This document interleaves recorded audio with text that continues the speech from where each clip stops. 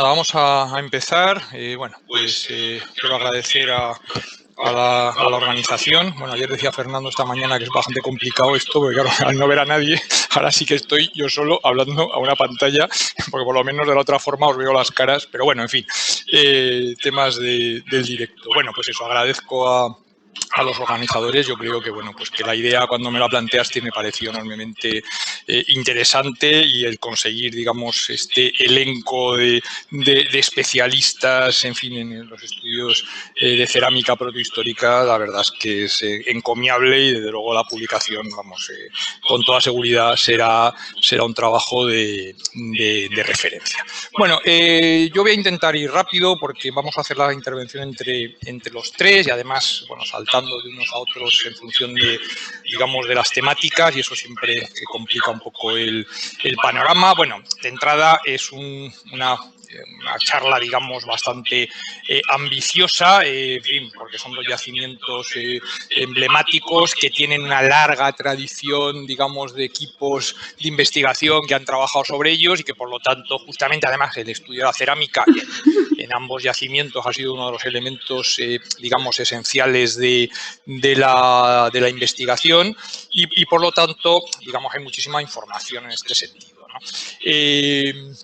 Vamos a pasar, bueno, de entrada, un poco por situar a los estudiantes donde estamos. Bueno, estamos en esta zona del Bajo Segura, Bajo Vinalopó, es decir, por un lado estaría ese bronce final que se ha mencionado antes, en fin, donde Peña Negra, pues evidentemente es uno de los yacimientos más emblemáticos, pero bueno, no es el único ni mucho menos, como otros yacimientos, como tenéis aquí los Aladares, entre otros. Ese impacto fenicio, digamos, en la desembocadura del Segura, con los yacimientos de Cabezo Pequeño del Estaño, que hemos escuchado la charla esta mañana, Fernando Prados y Romualdo Seba, y sobre todo el núcleo, sobre todo por la entidad, digamos, el núcleo de la Fonteta, a partir, digamos, de un momento de finales del siglo VIII aproximadamente, segunda mitad, tercer, cuarto, en fin, del siglo VIII. Y esto nos da una perspectiva que yo creo que era el interés de esta charla, ¿no?, de presentar, digamos, las dos realidades, la realidad fenicia, colonial, y, digamos, el impacto en las sociedades indígenas. Y yo he seleccionado Peña Negra, pero vamos, podríamos haber abordado el estudio desde otros yacimientos. Bueno, la Fonteta no voy a descubrir ahora nada, porque es conocida suficientemente. Se localiza la desembocadura del Segura, en un contexto pues muy diferente al que, bueno, pues al que al que debió ser contemporáneo con el funcionamiento de este asentamiento. Es decir, está cubierto por las dunas, algo alejado de la costa. En ese momento, digamos, las condiciones serían diferentes, como sería la paleolaguna, digamos, que también permitiría facilitar las conexiones con Peña Negra, ¿no? A la derecha, a la izquierda de la imagen tenéis ese plano, digamos, actualizado con nuestras campañas, que ha unido los dos sectores excavados por el equipo de Rullar y el equipo de Alfredo González Prat, y a la derecha, digamos, la reinterpretación que publicó Rullar en 2010 a partir de los estudios geofísicos, con la propuesta del perímetro amurallado del yacimiento de la Fonteta, y en la parte superior la modificación que nosotros hemos planteado a partir de nuestros análisis de georradar en determinadas zonas, que modifica levemente la propuesta anterior, que sería lo que se llama Fonteta reciente, ya que materiales y estructuras de la fase arcaica aparecen a estamos, por ejemplo, en esta zona, en este corte 25, lo que demuestra es que la asentamiento era en niveles 10. Bueno, aquí he querido, obviamente, hablar de la Fonteta, pues hay que hablar brevemente, es decir, dos equipos trabajando de los años 90 hasta inicios del siglo XXI, y sobre todo con una serie de monografías, aparte de artículos de investigación, pues que permiten pues realmente que el yacimiento sea suficientemente conocido, lo cual no evita que, bueno, pues que todavía de juego, bastante juego, y todavía pueda aportar desde luego muchísimas cosas, ya que se ha excavado en una zona muy concreta del yacimiento y hay otras zonas de las cuales no hay ninguna información, y por lo tanto, obviamente, puede proporcionar datos enormemente relevantes. Por un lado, la monografía de Rullar, Galidrat Prat y Feliciana Sala, y por otro lado los trabajos editados por González Prat con diferentes investigadores participando en los dos equipos, ¿no? Es decir, en las dos monografías, ¿no? Nosotros en 2018, en un marco de la mutualización del yacimiento por parte de la Generalitat Valenciana, a nosotros nos encargan el asesoramiento científico, digamos, de estas intervenciones, y nosotros lo que planteamos es, pues aparte de quitar la zona que separaba ambos sectores, que eso, digamos, iba en el proyecto, pero sí aprovechar pues para, digamos, excavar en la parte superior de la muralla, para poder interpretar la posible existencia de cajones, por ejemplo, que era una cosa que le había planteado González Prat, terminar de excavar la torre o aprovechar, digamos, la excavación también pues para identificar toda la dinámica exterior de Fonteta, ¿no? El interior, por ejemplo, ahí solamente nos limitamos a las fases más recientes para, digamos, plantear la mutualización de esa fase final, ¿no? Esto lo que ha permitido es que, bueno, pues estas son las infografías que hemos generado nosotros y, sobre todo, un buen conocimiento de la muralla con la asistencia de cajones que, bueno, pues que hemos podido excavar y hemos podido, con la idea de que, bueno, pues si se musealiza, digamos, según nuestra propuesta, queden incorporados a la visita, a la identificación del antemural que recorre todo el lado oriental, y después en el interior la identificación de una serie de estructuras que complementan la información que teníamos de los equipos González Prat y de Rullar, ¿no? Y esto es un guiño al doctor Joan Ramón, ¿no? Que ayer comentaba el tema de las estelas, habían documentado un buen número los derrumbes, y en esta campaña pues, apareció una que podemos ver, la base, digamos, está quedando como elemento exterior y está empotrada en el interior de uno de los forros de la muralla, ¿no? Con lo cual, bueno, pues es interesante para entender ese proceso de reutilización de estos elementos. Y vamos, doy la palabra a Esther López Rosendo. Hola, buenos días. También voy a intentar ir muy rápido porque ya sabéis que, como ha dicho el profesor Lorrio, Fonteta tiene bastante documentación ya publicada sobre los contextos cerámicos, y lo que vamos a hacer es una visión muy general porque tenemos que hablar de muchas cosas. Y sobre todo enfocada al tema de los alumnos, ¿no? Ya sabéis que Fonteta, como ha dicho el profesor Lorrio, pues el lugar donde nosotros hemos centrado la última campaña de excavación es en eliminar esos testigos de tierra que habían dejado los equipos que habían trabajado allí, y el registro arqueológico concuerda con las propuestas que ya se conocían en Fonteta. Traemos aquí principalmente las dos fases fundamentales que se identifican en Fonteta en función, sobre todo, de la construcción de la muralla, que es el elemento estructural que va a diferenciar las dos fases principales que se identifican en el asentamiento. Por un lado, Fonteta arcaica, son todos aquellos niveles estratigráficos que están por debajo de la muralla, y Fonteta reciente, que son todos los elementos, tanto constructivos como deposicionales, que se identifican dentro de la muralla una vez que se construye el recinto fortificado. ¿Pasa, Alberto? Ah, perdona, sí, ahora va a ser la... En fin, bueno, me lo vas indicando. ¿Sí?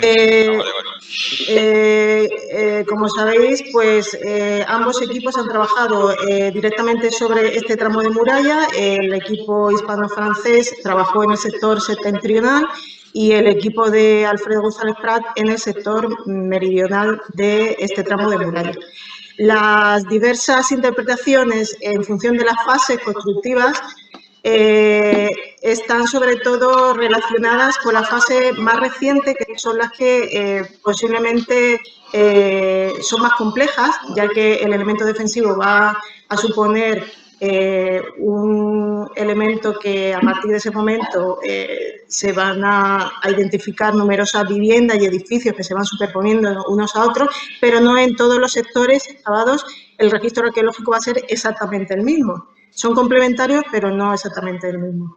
En cualquier caso, nosotros vamos a intentar seguir el discurso que la propia estratigrafía ha ofrecido. ¿Pasa? Bien, en líneas generales, ambos equipos que han trabajado en Fonteta coinciden en identificar 3 niveles básicos en el periodo de Fonteta arcaica, es decir, todos aquellos procesos que se producen antes de la construcción de la muralla.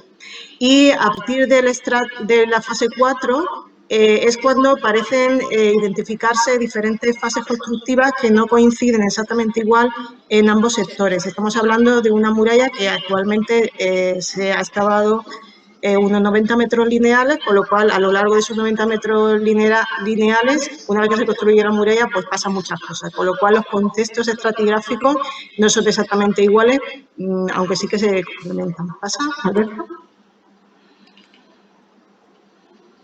Bien, comenzamos con Fonteta arcaica, que son las 3 fases fundamentales que se identifican por debajo de la muralla y que pertenecen a ese primer asentamiento fenicio dedicado, como ya había también comentado Fernando Prados esta mañana, sobre todo a la explotación y a la transformación de metales. Fonteta en su periodo arcaico es un extenso asentamiento de carácter metalúrgico y los niveles de Fonteta arcaica están precisamente relacionados con esa funcionalidad del asentamiento. Todos los niveles que aparecen por fuera de Fonteta y también cuando se rebasa esa base de la muralla hacia el interior, está caracterizado por la presencia de material fenicio arcaico. Como veis, la estratigrafía es muy potente. Habéis visto en esa fotografía los niveles de casi 2 metros de altura por debajo de la muralla que pertenecen a la Fonteta arcaica. También hemos documentado niveles de Fonteta arcaica durante la excavación de la torre exterior, de ese bastión sureste del asentamiento, puesto que la base de la torre se asienta directamente sobre la roca. ¿Pasa?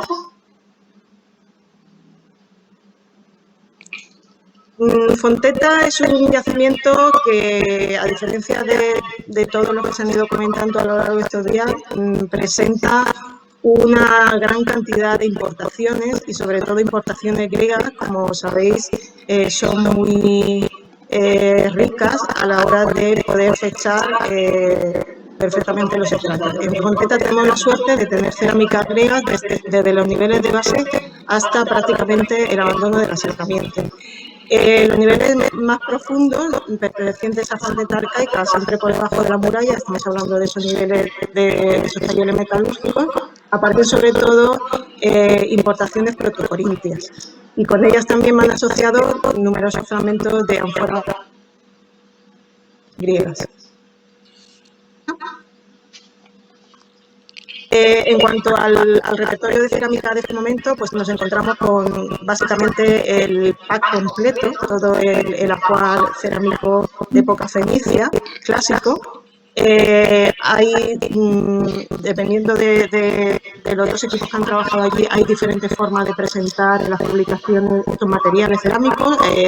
Alfredo González Prat presentaba una tipología de 48 formas diferentes que luego va presentando de forma evolucionada, como evoluciona, y sus colaboradores.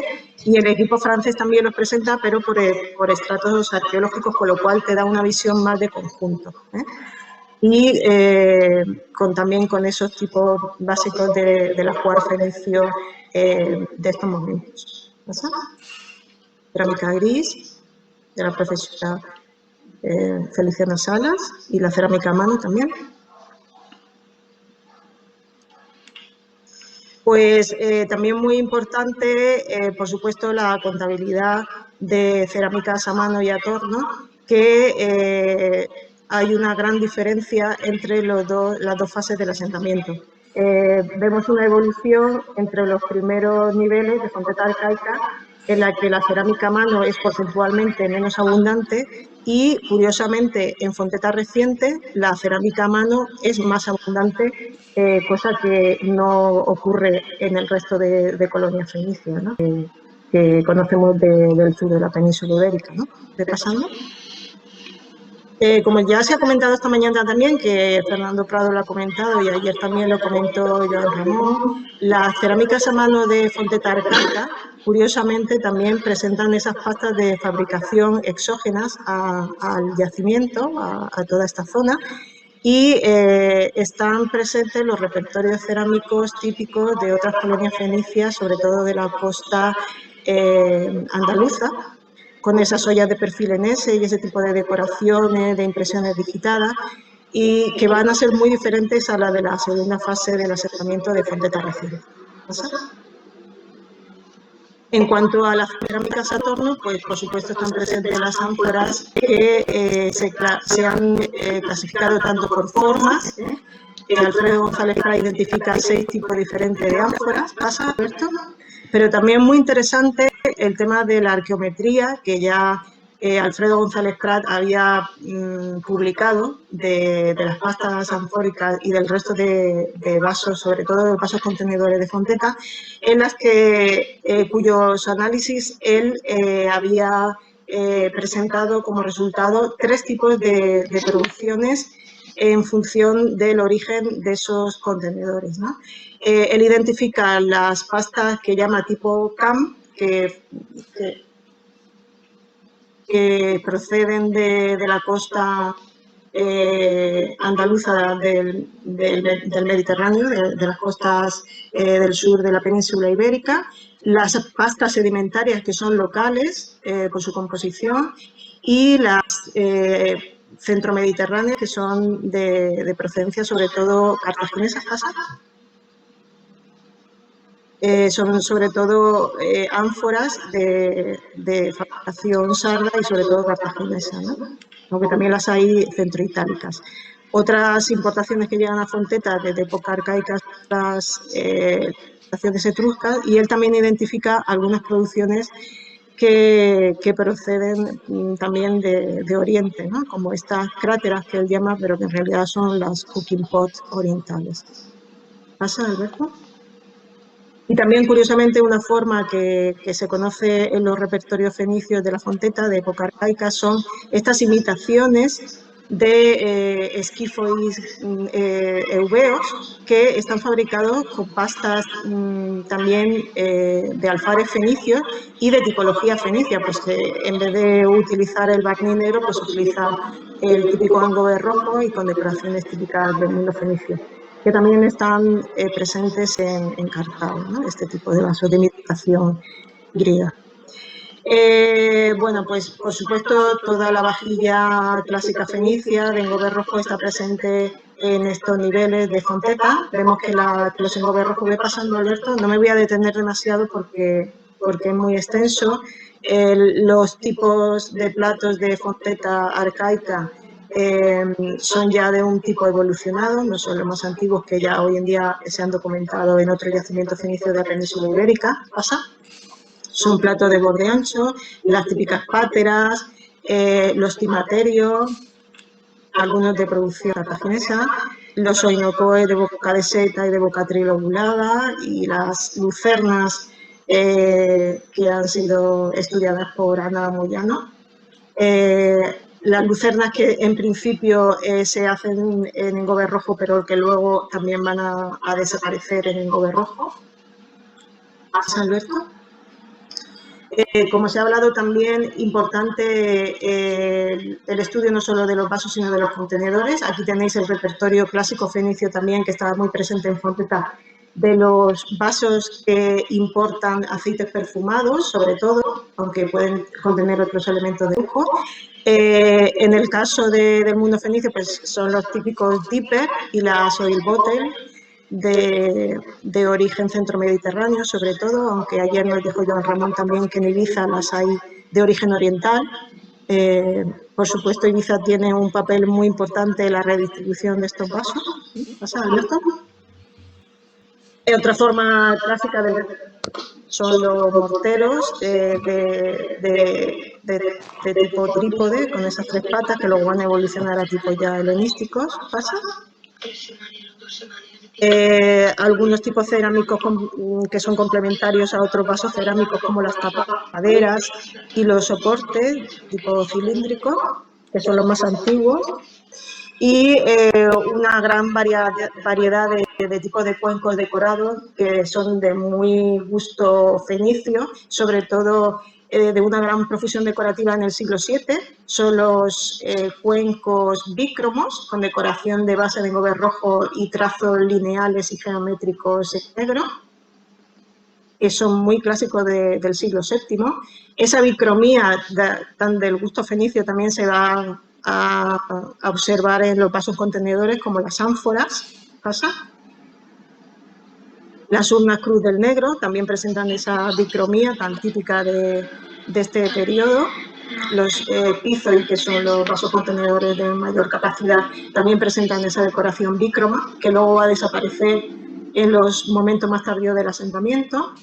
Y pasamos ya a el siguiente periodo, que es ya Fonteta reciente, que está en función de la construcción de la muralla, en la que en esta campaña de excavaciones, en esta última campaña, pues hemos trabajado sobre todo en torno a esos 20 metros del interior de la muralla, sobre todo en el sector que ya había sido previamente intervenida por Alfredo González Prat, por lo que vamos a seguir utilizando la terminología que él usaba para las diferentes fases que él identifica a partir de la construcción de la muralla. ¿Pasa? Las excavaciones al exterior de la muralla han permitido documentar al menos 10 metros más hacia el sector norte del antemural que ya había documentado Alfredo González Prat en sus últimas campañas de excavaciones. Como curiosidad, en esta última intervención hemos podido documentar uno de los pocos basureros de la fase reciente de Fonteta que se acumula al exterior del antemural. Y se trata de un basurero muy interesante porque es uno de los primeros basureros que se acumulan una vez que se construye la muralla, porque está depositado directamente sobre la cima del antemural. Y es muy interesante porque, como casi todos los contextos en Fonteta, nos ha ofrecido un repertorio bastante amplio de copas jonias que van a fechar el siguiente momento de ocupación de Fonteta, que es ya el momento en el que se acumulan esos grandes basureros del siglo VI, que están también identificados en varios sectores a intramuros de la ciudad. ¿Pasa, Alberto? Ahí los veis, esos grandes basureros que ofrecen sobre todo un repertorio muy amplio de cerámica local, pero también están perfectamente fechados por la presencia de cerámica jonias y de muchos fragmentos de cerámica griega del este. ¿Pasa? Estas cerámicas ya son conocidas por las publicaciones, pero nosotros hemos seguido descubriendo pues, más ánforas samias, ánforas de Quíos y vasos rodios en estos contextos de Fonteta 6. Y también que están ahora mismo en estudio otro tipo de vajilla, posiblemente presente de la campaña, cuyo estudio está realizando Rafael Esteve y que está próximo a ser publicado. En estos contextos también de Fonteta reciente, pues son muy frecuentes las ánforas etruscas, ¿no? Y en relación con las ánforas hay también un cambio en la producción, ya que en los primeros contextos de Fonteta, en los niveles de Fonteta arcaica, las ánforas son sobre todo importaciones en su mayor representación de las ánforas tipo pasta con tipo cam de las costas malagueñas y de toda la zona de las colonias fenicias del sur de la península ibérica. Sin embargo, hay un cambio en la tendencia de producciones de ánforas de este momento y también lo vamos a ver en la cerámica a mano, ¿no? Curiosamente, a partir de este momento son mayoritariamente las ánforas de pastas locales, sedimentarias, que aparecen en el repertorio cerámico de Fonteta. ¿Pasa, Alberto? En estos contextos del siglo VI, de la primera mitad del siglo VI de Fonteta VI, van a perdurar también los vasos de tradición fenicia, con pastas de tipo metamórfico, pero van a empezar a aparecer también los vasos de producción local, que ya van a ser los que van a evolucionar hacia las formas protoibéricas. Y, curiosamente, estos vasos con pasta de producción local van a perder la bicromía, que era tan típica de los contextos de Fonteta arcaica, para ser ya decorados con tonalidades monócromas. Es decir, que hay un cambio en las tendencias. Lo cual también se ha observado en la cerámica a mano, que está ahora mismo estudiando Irene Vinater, y que parece que cambia no solo la forma de los vasos cerámicos, sino también la pasta de fabricación, porque son mayoritariamente pastas de tipo local. En estos contextos, sobre todo en la primera mitad del siglo VI, van a ir desapareciendo las vajillas de engobe rojo, aunque no desaparecen por completo hasta el final de la vida del asentamiento, pero van a perder calidad técnica los engobes y sobre todo los platos, que van a evolucionar hacia la forma ya de borde cuadrado y de platillo cada vez más desarrollado, de pocillo central. ¿Pasa, Alberto? Pero la vajilla, que a partir de Fonteta reciente va a ser más frecuente y con mayor variabilidad de formas y mayor cantidad, va a ser la cerámica gris de una gran calidad. Una cerámica grises que ya veremos que están también presentes en Peñanegra. Igualmente, los morteros continúan en esta etapa del asentamiento, con los tipos antiguos que todavía perduran hasta el último momento. ¿Pasa?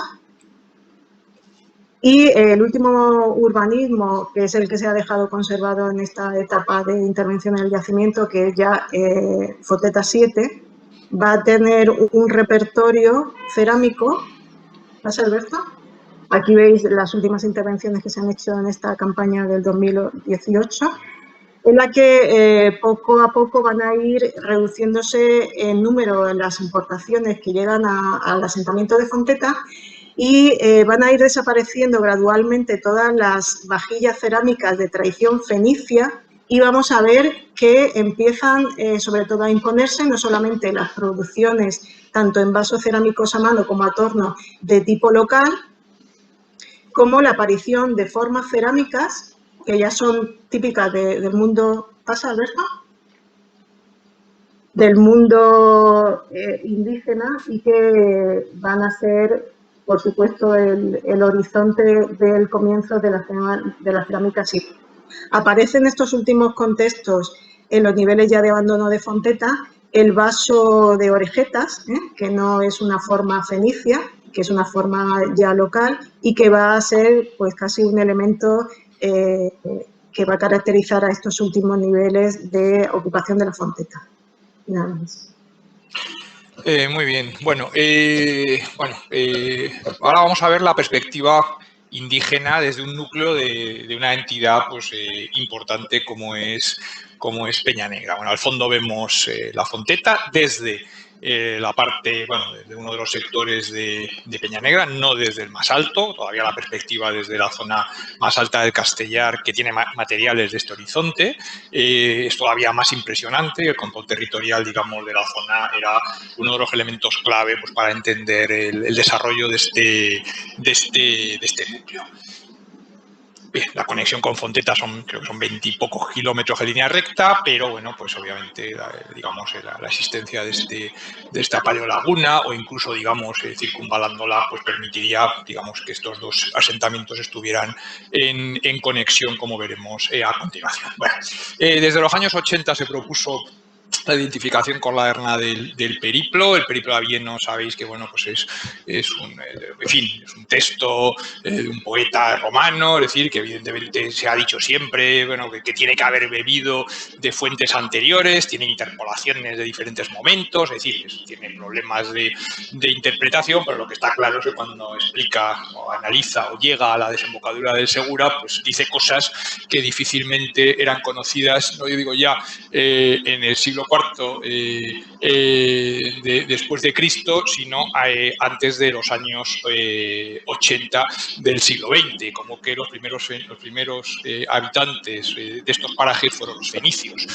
A partir de ahí, digamos, describe la costa, señala la llegada a esta zona que estaría en el límite de los tartesios, y ahí estuvo la ciudad de Erna, que parece vincularse más con ese componente indígena que no con el componente fenicio. En cualquier caso, Peñanegra es un asentamiento de una categoría, digamos, bastante llamativa. Estamos hablando de un núcleo de características urbanas, que es este que veis aquí. Bueno, ahora veremos estas marcas, digamos, de color más claras porque hemos detectado la muralla en esta zona, pero tenemos barrios extramuros, algo que también se percibe en la Fonteta, es decir, que en un momento determinado incluso se limita el terreno, la erosión es enorme, o sea, Peñanegra sería esto, es decir, este es el Castellar, esta es la Lloma Negra, las dos grandes elevaciones, y vendría por aquí, con lo cual hemos calculado que hay unos 20 metros lineales de pérdida en todo el perímetro, es decir, para multiplicar, de superficie, porque hemos perdido prácticamente casas enteras y solamente conservamos la trasera, con lo cual la superficie, digamos, debió ser mayor, aunque es verdad que hay zonas, obviamente, que nunca llegaron a estar ocupadas, como estas laderas, no estas, donde sí están aterrazadas. Es un modelo de hábitat que empieza a ser conocido, que, bueno, que yo creo que el modelo Peñanegra se va expandiendo en el sentido a nivel de interpretación, y por ejemplo el Castellar de Librilla, que en su momento se publicó con unas pocas hectáreas, ahora ya están hablando de unas 40 hectáreas, con lo cual entraría bien en este modelo que después obviamente no va a desarrollarse, ¿no? En el entorno Fortines, como estudiado por Tenis y Molina, del Castellar de Barricaes, que nos está hablando de un control territorial, digamos, de este asentamiento, del cual también se conoce la necrópolis y elementos exteriores, posibles barrios, digamos, o zonas de control del territorio. Bueno, Peñanegra está marcado por las investigaciones del profesor González Prats, que desarrolló su investigación entre los años 70 e inicios de los 90, bueno, pues deja este yacimiento para trasladarse a la Fonteta.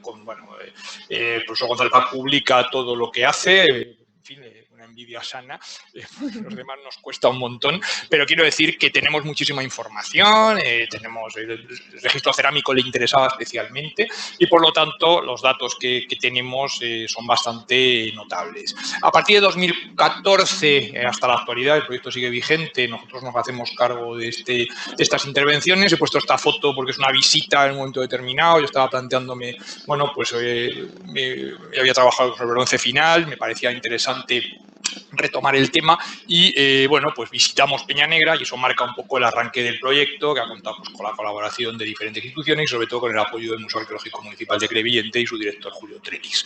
Bueno, conocemos muy bien el registro del bronce final, no voy a insistir, y desde luego el orientalizante es término discutible donde lo haya, pero desde luego, en fin, la orientalización, digamos, de Peñanegra, del núcleo del bronce final es evidente a partir del registro cerámico, metálico, adornos, en fin, toda una serie de elementos que yo creo que justifica como pocos que se pueda utilizar ese término en este caso, digamos, sin mayor problema. Podemos preferir hablar de hierro antiguo, pero esa connotación yo creo que resulta bastante evidente. Bueno, nosotros las excavaciones de González Prat están marcadas en estos puntos verdes y nosotros hemos intervenido en esas mismas zonas fundamentalmente por un tema de musealización del yacimiento y después hemos intervenido en otras zonas pues por un tema de interpretación global del urbanismo y de la estructura urbana de este asentamiento, que es lo que a nosotros nos ha interesado fundamentalmente, ¿no?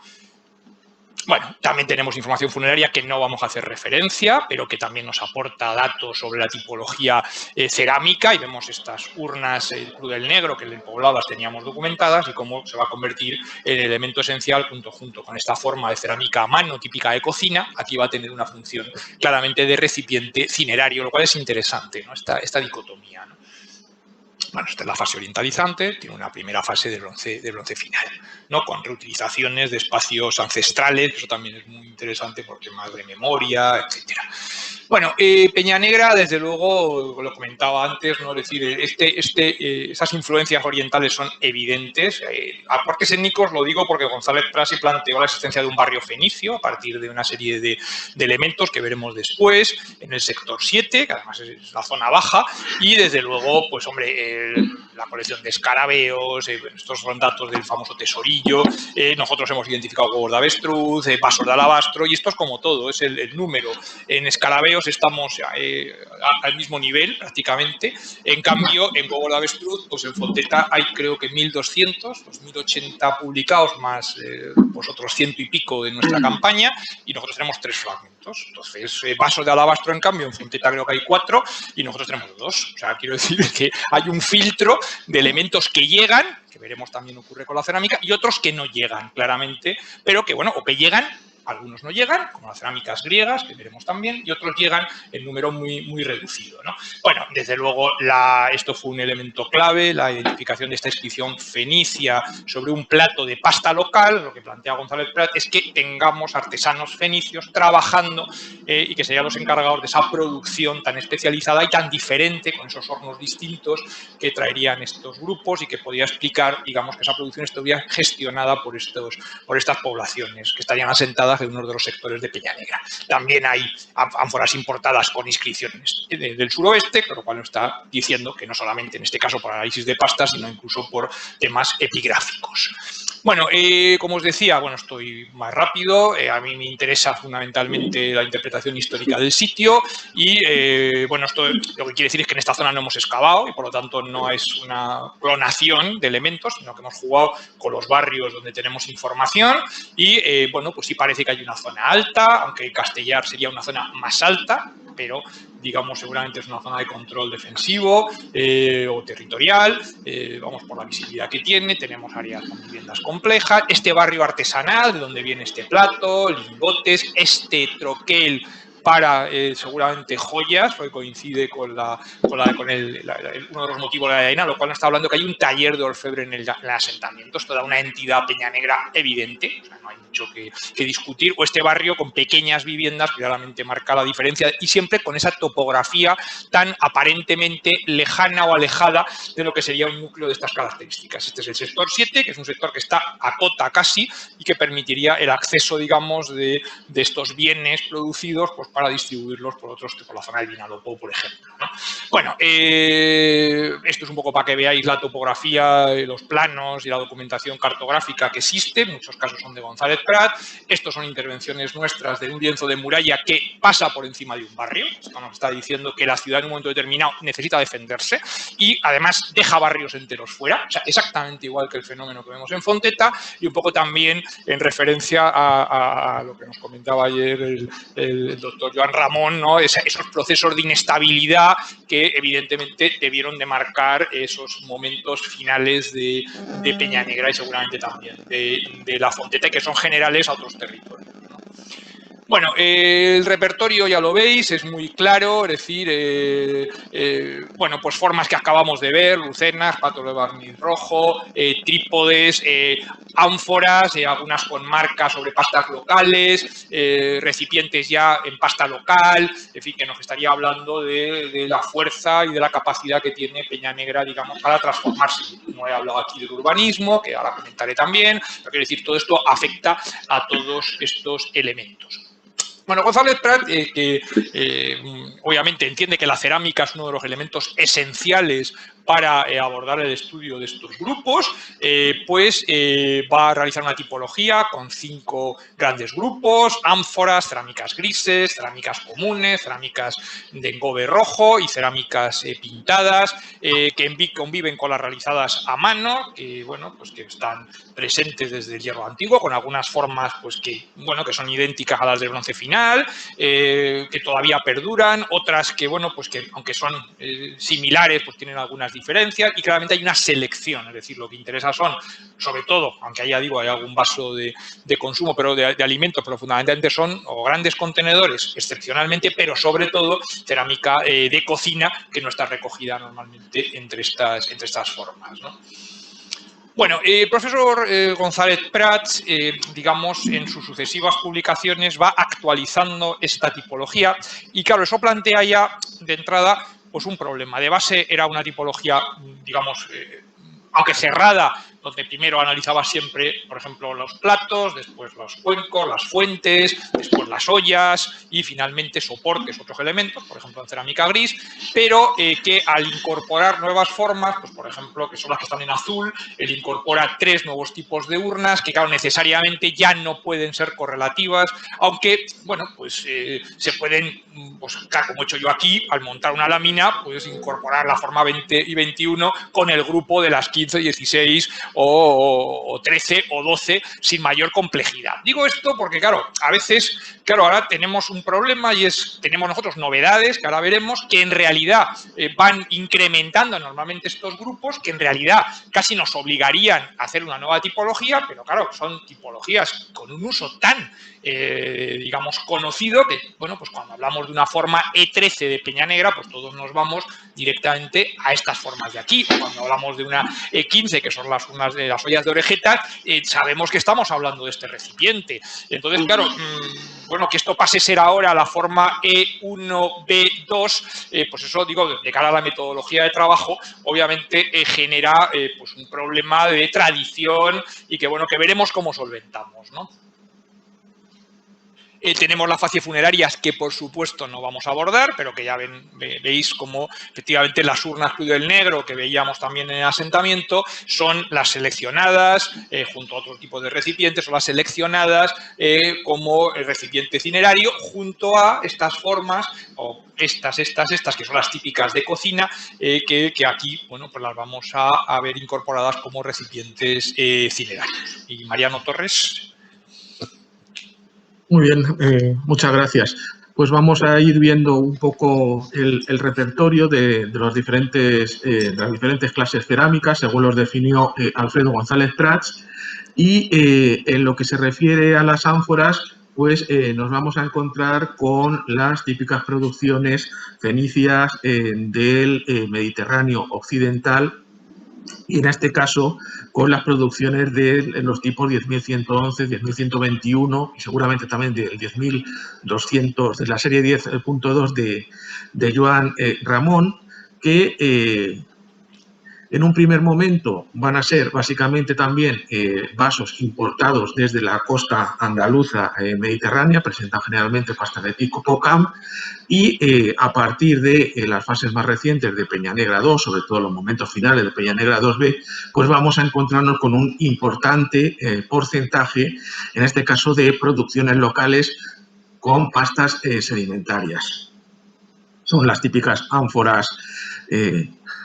Bueno, pasamos a otras cuestiones. En lo que se refiere a cerámica sin tratamiento, también nos vamos a encontrar con una serie de tipos, como los morteros trípodes que hemos visto antes en la fonteta, diferentes variantes de cuencos, diferentes variantes de platos, y nos encontramos también, en este caso, con dippers y con botellas de aceite, con oil bottles, con ampollas para perfumes, que también responden en este caso a cuestiones en ocasiones de comercio colonial, sin olvidarnos pues las típicas ollas, en este caso forma C10, que remite claramente a referentes en el ámbito fenicio de las costas andaluzas mediterráneas, o algunos otros cuencos carenados.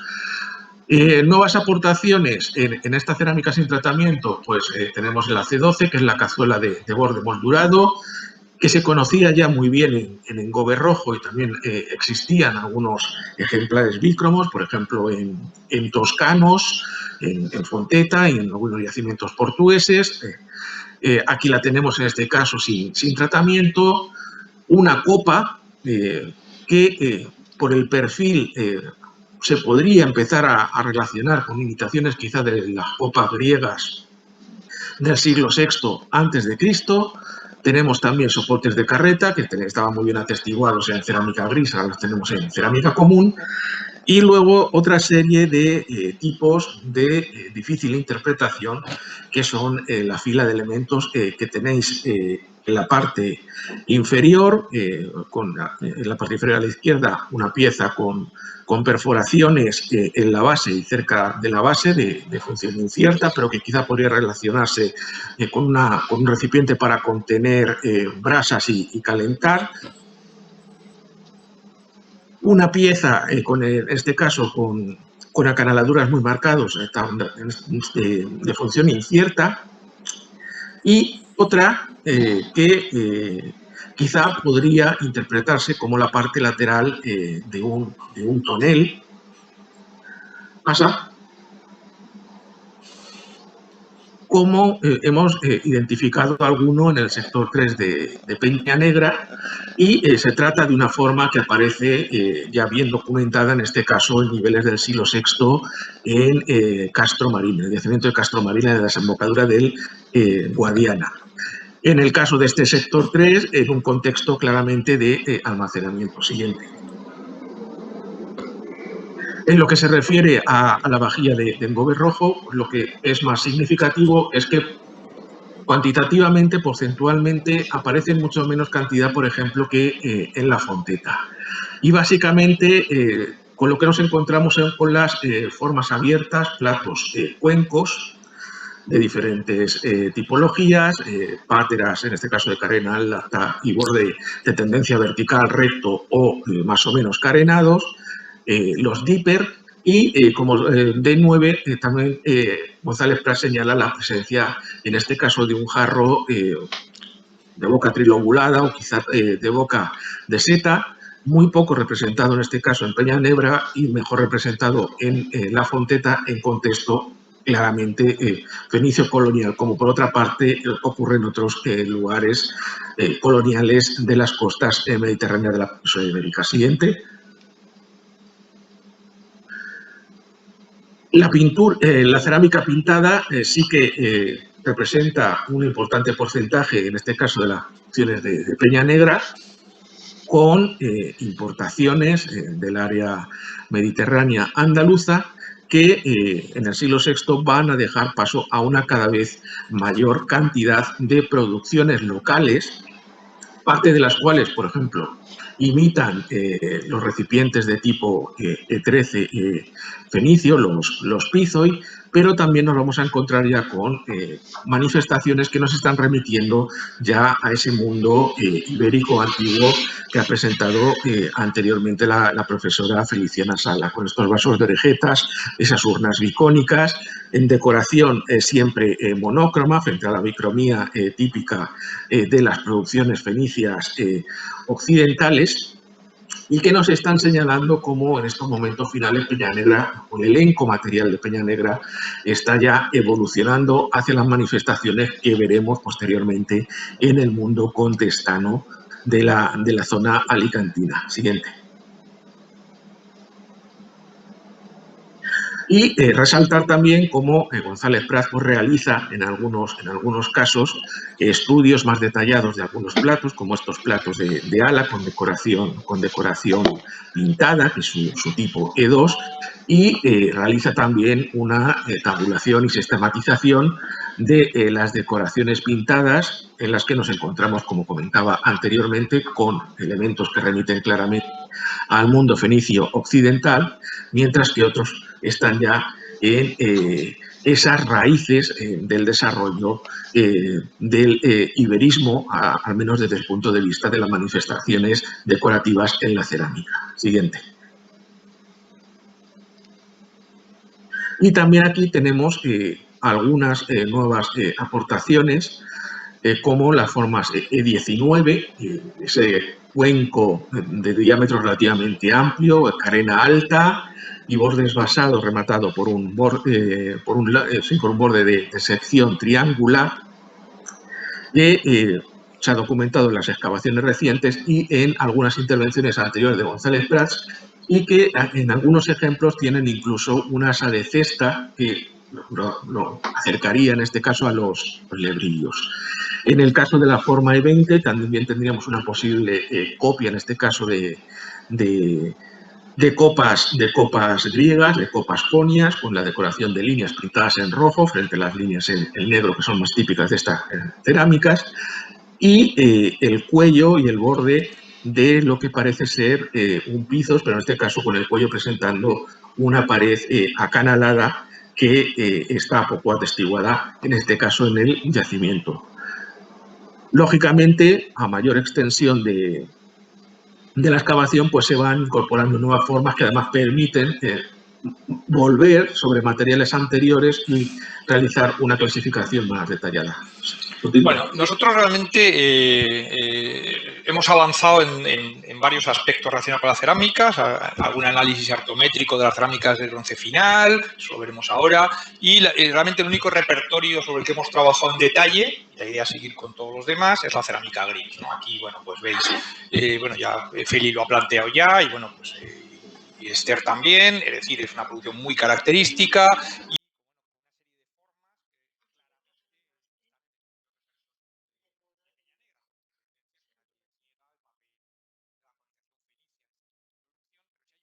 Indígena y una necesidad de demanda por estos grupos, porque esta cerámica va a ser la que va a sustituir en la presentación de alimentos y consumo de alimentos finalmente a ese repertorio de cerámicas finas, de bronce final, que terminan por desaparecer y ser sustituidos fundamentalmente por este grupo cerámico. Bueno, está la tipología de González Prat, con añadidos iniciales a partir de esta pieza, por ejemplo, que estaba en el Museo de Crevillente, las naranjas son las aportaciones del propio González Prat, esta una revisión posterior de antiguas colecciones, o esta posible lucerna que finalmente no parece que sea una lucerna, pero que mantenemos aquí, pues bueno, pues porque hay lucernas grises, Ana Moyano las ha publicado en Fonteta, y bueno, lo que pasa es que estadísticamente son pocas en Fonteta, donde hay muchas de barniz rojo o digamos o de pastas claras. Aquí, que hay muy pocas de barniz rojo, pues estadísticamente la posibilidad de que llegue es bastante limitada. Bueno, esta es lo mismo que veíamos con los platillos de los tipos de dos, pues también en la cerámica gris, digamos, hay una tipología más sofisticada en determinadas formas. Esta es la forma que os comentábamos, que habíamos identificado en la revisión de algunas colecciones y que claramente se relaciona con ese tipo de soportes, o dentro de nuestras excavaciones, pues hay nuevas escudillas, cuencos, hay una tapadera, pies elevados, plato de casquete esférico con paralelos idénticos en Medellín, en fin, y la necesidad de repensar esa tipología, porque cada vez tenemos más números y cada vez, digamos, los grupos se nos van separando de alguna forma, ¿no? Esto es para que veáis cómo fundamentalmente, si cuantificamos la cerámica gris, sobre todo tenemos los platos, tanto de casquete esférico como de bordes basao, típicamente fenicios. Después, muy escasa presencia de otras formas fenicias características, como los platillos de ala ancha o los soportes. Y después, una cosa bastante llamativa, hasta cierto punto, que es el gran desarrollo que tienen las formas cerradas, las urnas, las ollas en Peña Negra. Curiosamente, en la necrópolis no hay ninguna, o sea que no es un desarrollo funerario, como puede ocurrir en Medellín, y la escasa presencia, digamos, en Fonteta, donde este tipo de recipientes, desde luego, no tuvo ningún caché, desde luego, ningún desarrollo, ¿no? Bueno, esto es para que veáis lo que es una tipología abierta. Esto es Medellín, entonces veis, pues los platos es del grupo A, un nuevo plato entraría dentro de ese grupo A, sería un tipo 5 o una variante del tipo 3, los cuencos, las copas, las ollas, en este caso urnas funerarias, y otro tipo de recipiente, y la comparativa, digamos, con otras tipologías. Esto ya es una publicación antigua y por lo tanto habría que actualizarla. Mariano. Bien, pues también desde el inicio de la investigación en Peña Negra, pues ya el profesor González Prats estuvo muy interesado en la caracterización arqueométrica de las diferentes producciones. Y en un estudio pionero que se publicó en la revista Lucentum en el año 1983, pues definió ya precisamente varios grupos de producción, de los que destacaban básicamente dos, el A y el B. El A, de procedencia de las colonias mediterráneas andaluzas, y el B, que incorporaba a las producciones, en este caso, locales. y posteriormente se fueron incorporando con otros grupos de a los que se les atribuyó un diferente origen hasta llegar al grupo H. Dentro de estas cerámicas importadas, como decía anteriormente, pues al grupo A básicamente lo que nos encontramos son con producciones con formas bien atestiguadas en las colonias de la Andalucía mediterráneo, con las típicas ánforas, los platos de engobe rojo, las ollas de cocina monoansadas, tenemos también ánforas pintadas, morteros y diferentes cuencos de barniz rojo y además producciones en cerámica bícroma, de las que destacan principalmente las urnas de tipo Cruz del Negro, tipo E11 y los tipo E13, los Pizoy de Peña Negra. Y nos encontramos con otros grupos también de importación, como el grupo F, en el que se encuentra un plato que fue identificado por el doctor Joan Ramón como una importación de Cartago, y que ya veremos cómo se trata de uno de los elementos fenicios más antiguos que tenemos documentado en Peña Negra. Igual que el plato que está a su derecha, con decoración bícroma, que tiene el mismo origen y que también es de cronología antigua. Esa procedencia ya en un momento de probablemente primera mitad del séptimo de piezas del Mediterráneo central, con decoración bícroma, pues es algo que, por ejemplo, también tenemos muy bien atestiguado, en este caso, en la fase 2 de Fonteta.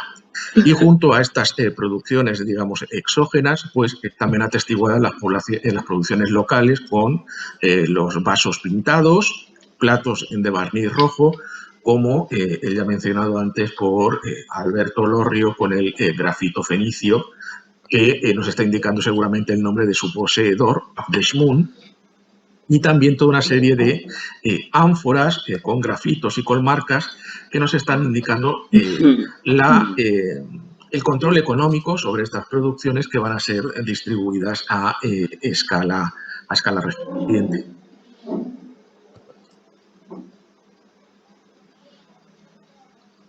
Como resultado también, o como consecuencia de las últimas intervenciones, pues también en Peña Negra se han realizado estudios arqueométricos sobre, en este caso, 99 piezas cerámicas, han sido realizadas por Miguel del Pino, sobre muestras de las fases Peña Negra 1 y Peña Negra 2, básicamente fluorescencia de rayos X y espectrometría de masas. Y en lo que se refiere a la cerámica a mano, básicamente se observa una producción homogénea con resultados básicamente iguales en todos los análisis, que demuestran la continuidad de la producción local a lo largo de toda la vida del yacimiento.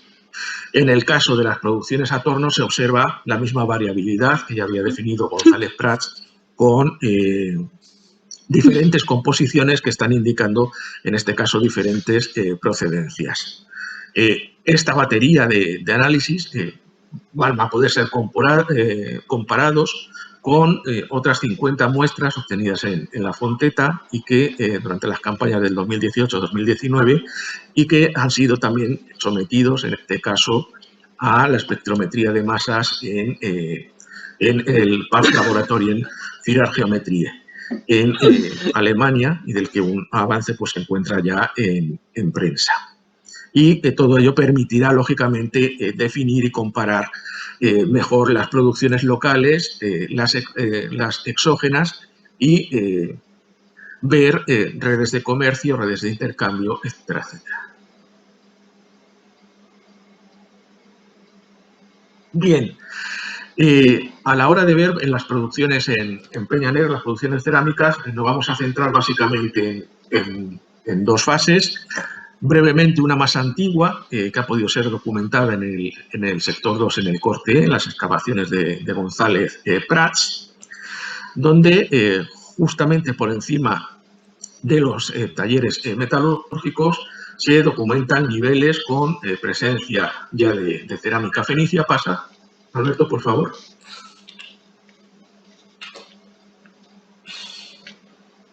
Y en estos niveles nos encontramos, por ejemplo, con bordes de ánfora del tipo 10.111 de Ramón, con casi toda seguridad anteriores a mediados del siglo VII a.C., acompañados por toda una serie de fragmentos de cerámica bícroma, todos ellos de importación malagueña, al igual que las ánforas.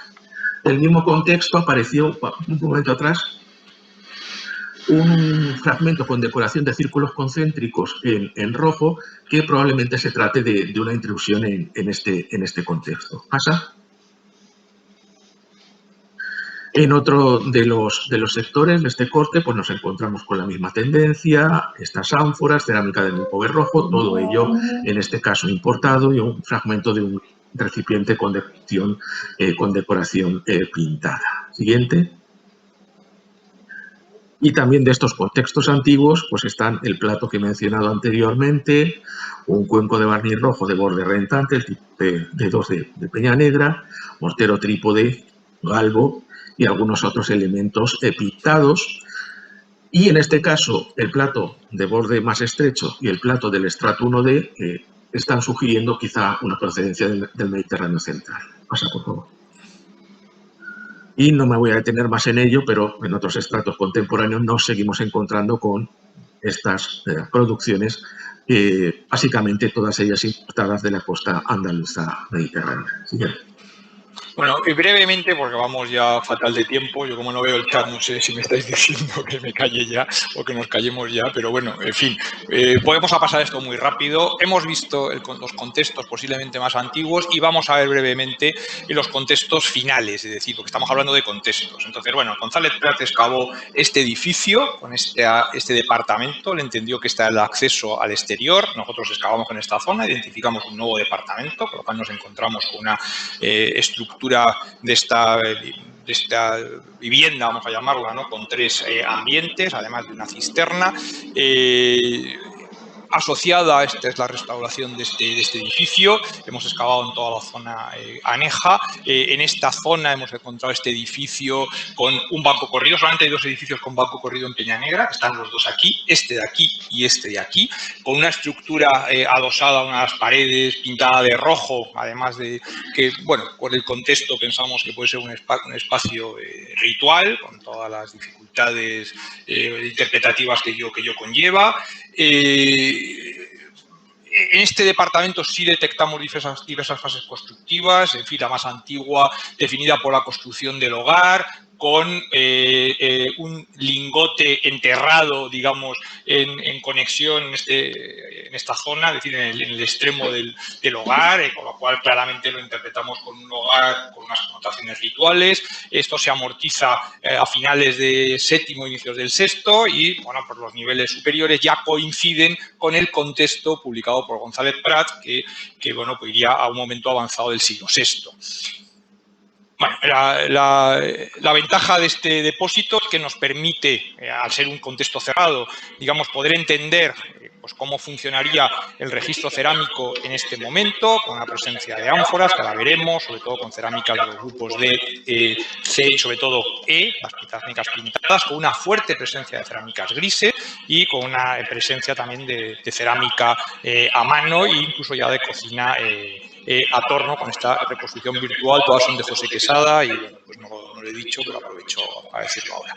Bueno, la producción gris es muy llamativa porque están representadas casi todas las formas, menos algunas, pero fundamentalmente estamos hablando de los vasos, es decir, de consumo de alimentos, que son las formas de 4B5, que son estas de aquí, lo cual nos está dando ya una idea de, bueno, pues de la posible interpretación de este depósito integrado por varios cientos de recipientes, ¿no? Esta es la tipología, que no voy a insistir, los diferentes tipos de platos, de cuencos, los diferentes tipos de ollas, los soportes, en fin, que nos da un repertorio bastante interesante de ese momento avanzado del siglo VI, que es cuando marcaría esta etapa previa, digamos, a lo que hemos visto en la charla de Félix Sala, y que da, bueno, pues sobre todo se complementa con esta información que en algunos casos hemos podido nosotros reconstruir como esta ánfora que, digamos, ha reconstruido a partir de la documentación en el MARC y que, pues, bueno, por diferentes razones no llegó a publicarse completa. Mariano.